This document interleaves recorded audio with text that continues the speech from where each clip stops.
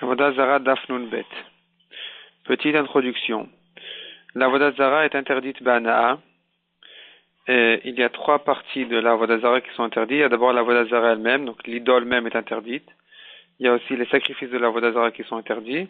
Et il y a les ustensiles qui servent à l'Avodah Zara qui sont eux aussi interdits Bana'a. Maintenant, il y a quand même une différence entre ces trois choses-là. C'est que les sacrifices de l'Avodah Zara sont interdits et ne peuvent pas être annulés de leur issour. L'idole elle-même, si elle appartient à un goy, le goy peut l'annuler. Si elle appartient à un Israël, elle ne peut pas être annulée de son issour. Elle est interdite à tout jamais. Les ustensiles de l'Avodah Zara, eux, peuvent aussi être annulés et ils ont le même din que l'Avodah Zara elle-même, l'idole elle-même. Maintenant, la Sugya ici commence à traiter le sujet, à savoir à partir de quand l'idole est interdite. Alors, d'abord, avant les idoles, on apprend des psukim. La Gemara ramène beaucoup de drashot. On ne va pas rentrer dans les drashot, mais le principe d'Halachot est le suivant. Les ustensiles de l'Avodah Zara d'un goy ne sont interdits qu'à partir du moment où on les a utilisés pour l'Avodah Zara. Cette halakha-là est selon tous les Tanaïm. Par contre, il y a une marloquette à propos de l'Avodah Zara elle-même. L'idole elle-même, à partir de quand elle est interdite. D'après Rabbi Ishmael, celle d'un goy n'est interdite qu'une fois qu'elle a été asservie en tant qu'Avodah Zara, et celle d'un juif est interdite dès qu'on l'a fabriquée, l'idole. Ça, c'est l'avis de Rabbi Ishmael. Rabbi Akiva dit l'inverse. Rabbi Akiva dit l'idole d'un goy est interdite tout de suite, même avant que le goy se prosterne devant, ou aurait fait une autre avoda. Et l'idole d'un Israël n'est interdite qu'une fois qu'il l'a servi. Ensuite, la Gemara rentre beaucoup dans les drashot. Je passe au prochain sujet. Les ustensiles qui servent à l'Avodah Zara. Donc, si c'est une Avodah Zara d'un Israël, selon Rabbi Akiva, si déjà l'idole elle-même n'est interdite qu'une fois que l'Israël a fait l'Avodah Zara, et pas dès qu'il l'a fabriquée, mais qu'une fois qu'il se prosterne devant ou qu'il ait fait une autre avoda, Kalva Chomer, que les ustensiles qui servent à l'avoda zara ne sont pas interdits tout de suite, dès qu'ils ont été fabriqués pour l'avoda zara, mais qu'une fois qu'on les a utilisés pour l'avoda zara.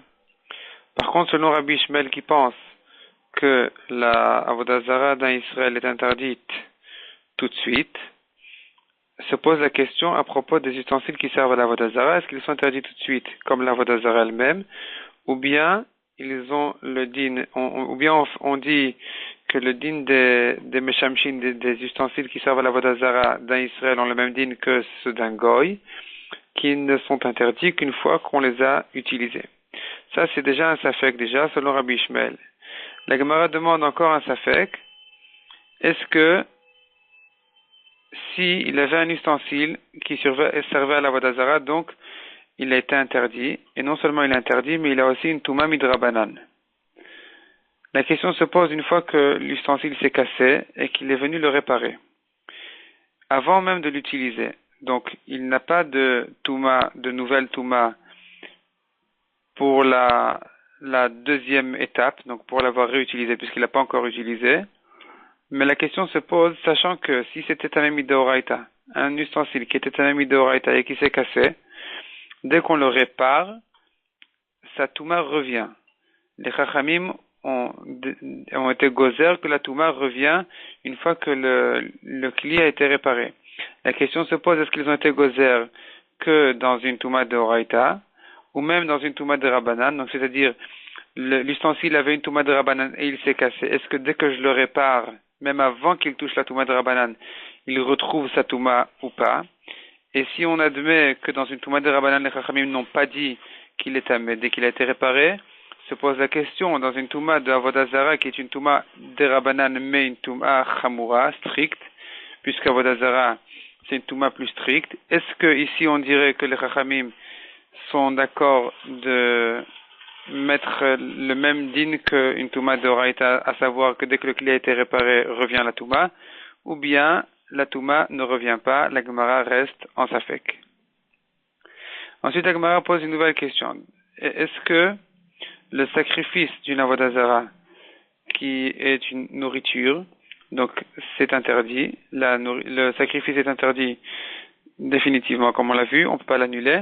La question se pose, sachant que la tikrovat, le sacrifice de la Avodah Zara, a une touma, est-ce que cette touma-là peut être annulée ou pas?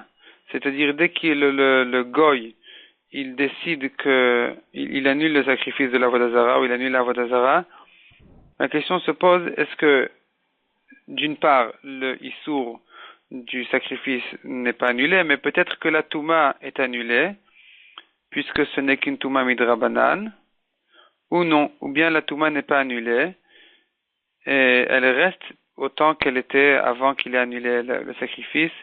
La Gemara reste en safek.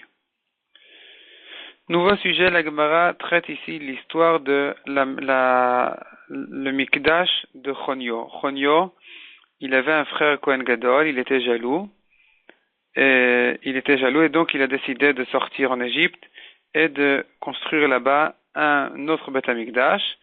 Il y a une machloket tanaïm, est-ce que le Beth Amikdash de Chonio en Égypte était pour Hachem ou bien pour l'Avodah Zara? Selon l'avis qui dit que ce que Chonio a fait, c'était pas de l'Avodah Zara, mais il sacrifiait des korbanot à Hachem à un endroit interdit, puisque tous les endroits en dehors du Beth Amikdash sont interdits aujourd'hui de sacrifier à Hachem. La question se pose, est-ce que les ustensiles que Chonio a utilisés, on a le droit de les utiliser au Beth Amikdash pour la avoda du Beth Amikdash ou pas? Sachant que Minatora, les ustensiles sont permis puisqu'ils n'ont pas servi à la avoda zara, est-ce que les Chachamim les ont interdits au Beth Amikdash ou pas? Les Chachamim ont interdit aux Kohanim qui ont servi au Beth Amikdash de Chonio de venir faire la avoda au Beth Amikdash de Yerushalayim. Mais la question se pose, peut-être que les Chachamim n'ont interdit qu'aux Kohanim. C'est une amende qu'on leur a fait, puisqu'ils ont fait une avéra. Mais les ustensiles qui sont pour rien, peut-être que ici les Chachamim ne les ont pas interdits au Beth Amikdash de Yerushalayim. La Gemara répond que même sur les ustensiles, les Chachamim ont fait une gzera qu'ils soient aussi interdits, midrabanan, de servir au Beth Amikdash. La Gemara ramène l'exemple des ustensiles du Beth Amikdash que Achaz, le roi, les a utilisés pour la Avodah Zara, malgré que Minatora, ils sont permis au Beth Amikdash, puisque Achaz ne peut pas interdire des kelim qui ne lui appartiennent pas, ils appartiennent au Ekdesh, ils appartiennent au Beth Amikdash, quand même les Chachamim sont venus et les ont interdits.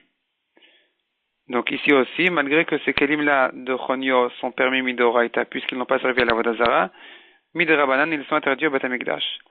Et la Gemara dit de ne pas amener une preuve du misbéach que les Grecs ont été métamés, et on voit que les Hashmonaïm ont décidé de décomposer le misbéach et de le mettre à la Gniza, de ne plus l'utiliser. Donc, a priori, ça devrait être une preuve pour notre cas aussi, puisque les Yevanim, a priori, n'avaient pas de pouvoir d'interdire le misbéach qui ne leur appartient pas. Donc, midoraita, c'est taor, et quand même on l'interdit à la avoda.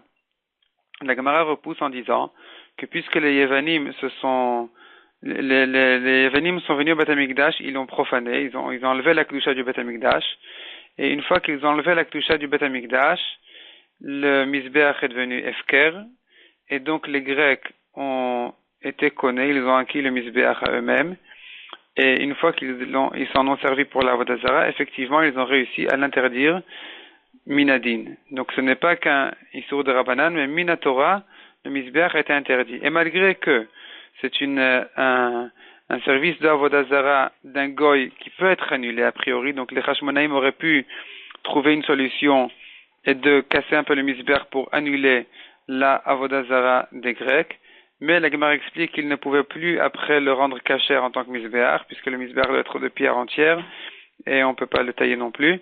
Donc ils n'avaient pas de solution. Ils auraient pu effectivement les utiliser pour eux-mêmes, mais c'est pas un kavod au misbéach de l'utiliser pour leurs propres besoins, donc ils l'ont mis à la Gniza. Passons enfin au dernier sujet. La Mishnah dit, un goy peut annuler sa propre Avodah Zara, aussi bien la sienne que celle de son ami goy.